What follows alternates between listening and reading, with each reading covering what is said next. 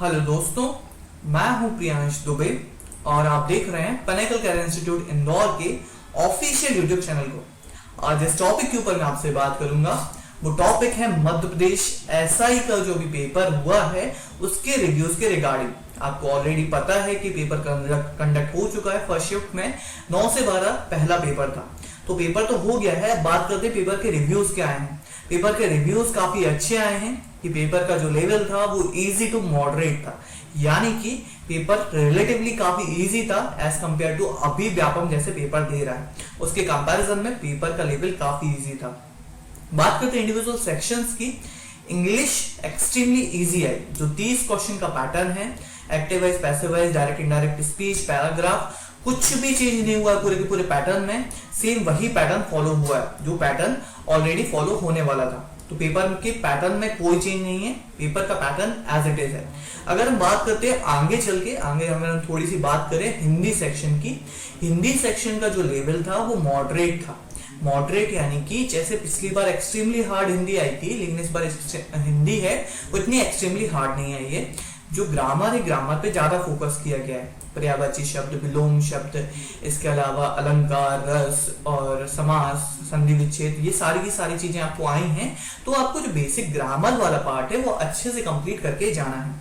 अगर हम बात करें मैथ्स और जीए सेक्शन की, तो ओवरऑल जो उम्मीद करी जा रही थी कि जनरल अवेयरनेस सेक्शन में, मैंने आपको पहले भी बताया था, पहले भी बोला था कि जनरल अवेयरनेस सेक्शन में सबसे इजी है मैथ्स और रीजनिंग में मार्क्स स्कोर करना।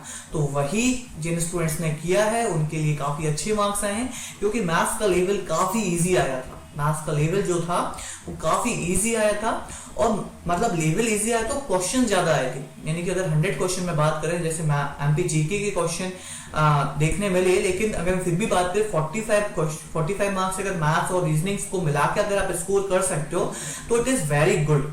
तो अगर आप मैथ्स को और रीजनिंग को काफी अच्छे से करके जा रहे हो, सिर्फ जाने जो पेपर कराए हैं, सिर्फ आप वही पेपर भी देख के चले जाओ जो मैथ्स का स्पेशल पेपर कराया है, सैंपल पेपर कराया है, सिर्फ वही देख के भी चले जाओगे ना, तो मैथ्स में आपके पूरे के पूरे मार्क्स मिल जाएंगे।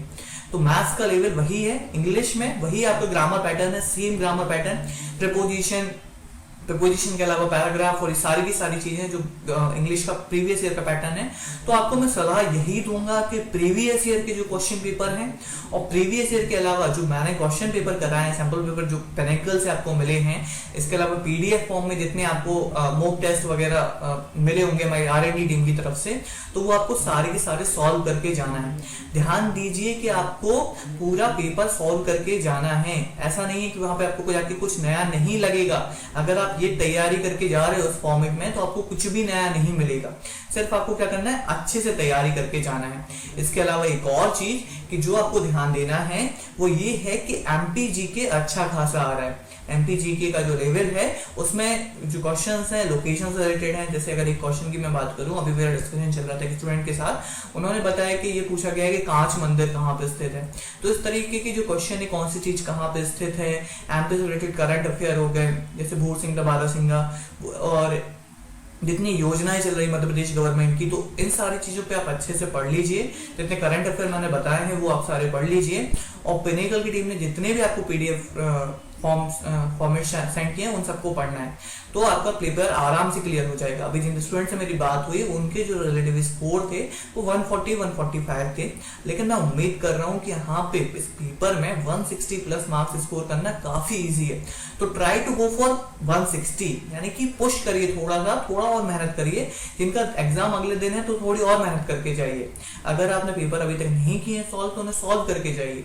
160 प्लस एक बार आ गए तो आपको बस सिर्फ फिजिकल क्लियर करना पड़ेगा, आपका एग्जाम 101% क्लियर हो जाएगा। तो थोड़ा सा पुश करें और आगे बढ़ने की कोशिश करें। और इसके अलावा जो पेपर हुआ है उसके जो क्वेश्चंस आए हैं वो आपको शाम तक दे पाएंगे, बिकॉज अभी जो स्टूडेंट पेपर देख के आया उनका टेक्निकल वाला पेपर भी है। तो आज नॉन टेक्निकल और टेक्निकल दोनों के पेपर हैं, तो अभी वो टेक्निकल वाला पेपर की तैयारी कर रहे हैं। तो उनसे इतने ज्यादा क्वेश्चंस पूछ पाना मतलब इजी नहीं है, क्योंकि बिकॉज बच्चे बिजी हैं कि उनका टेक्निकल का पेपर है। तो इसलिए जो क्वेश्चन है वो शाम तक आ ही जाएंगे और शाम तक उन क्वेश्चंस को हम डिस्कस कर लेंगे। तो stay tuned and take care.